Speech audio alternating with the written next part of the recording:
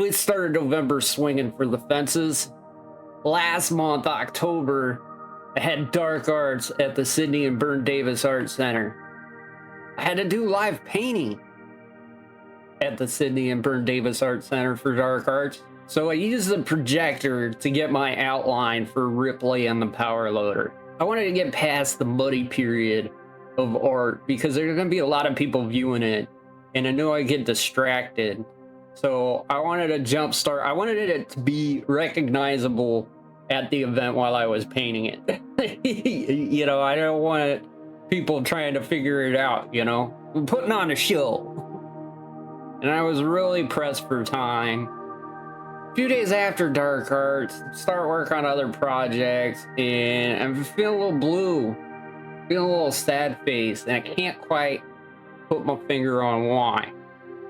Started thinking about that projector, digging it out, setting up the tripod, opening Photoshop.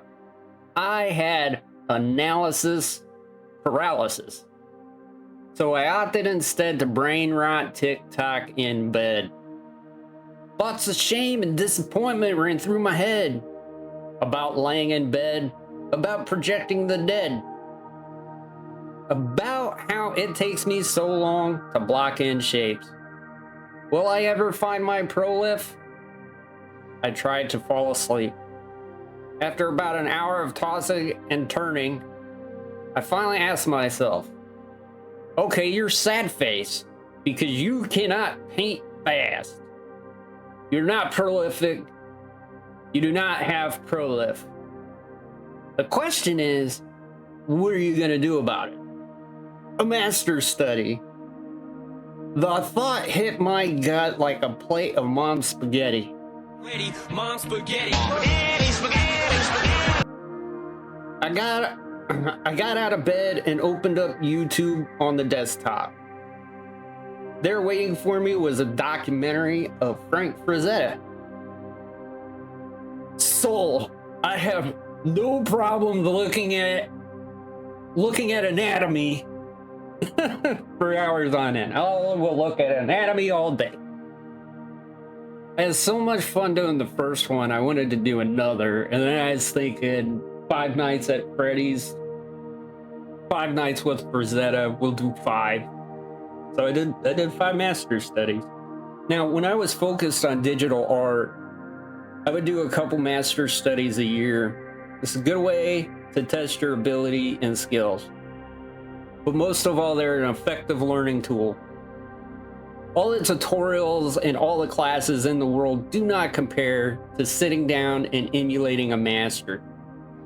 Think of it like conversational language, like you're learning Spanish. I'm not bilingual. I don't know why I'm using this analogy, but it's the one that makes the most sense to me. You can clickety-clack all the apps that you want or listen to Rosetta Stone. You're not going to learn a language unless you speak the language. And that applies to art language as well. When you do a master's study, you get to go through the same journey the master took. You study each stroke. After a while, you start to understand the technique. Along the way, you figure out how they achieve certain effects. Then you can make a mental note of how you discovered that and stash it away in the toolbox for a later project. There is a dark side, though. You have to accept your work and your skill level. It is a test, after all. And those test results, they can be very discouraging. Going into a master's study, I like to set my expectations low for myself. I constantly remind myself, you can always paint over it. I also keep my goals simple. For the Frezettas, I wanted to work on full body poses. Been doing a lot of portraits, and I wanted to expand into action scenes. I want to paint like Iron Maiden's Evil Eddie, and just like a version of him in all the wars. That would be rad. Anyway. Oh yeah, on Frezetta I focused on body and composition. That's what I wanted to work on, so that's what I was studying from it. But for me personally, the biggest takeaway is the journey. I feel a connection with the artist that I'm studying. It is like they are holding my hand and walking me through their journey with that art piece. Speaking to future generations from beyond the grave. Or a one-sided conversation with a ghost. Okay, Ray, give me one eye outside. Artists, if you're doing a master's study, you listen to dead people. Oh man, this isn't a recognizable cup. Hold on. I don't want to plug your business. You take enough people's money.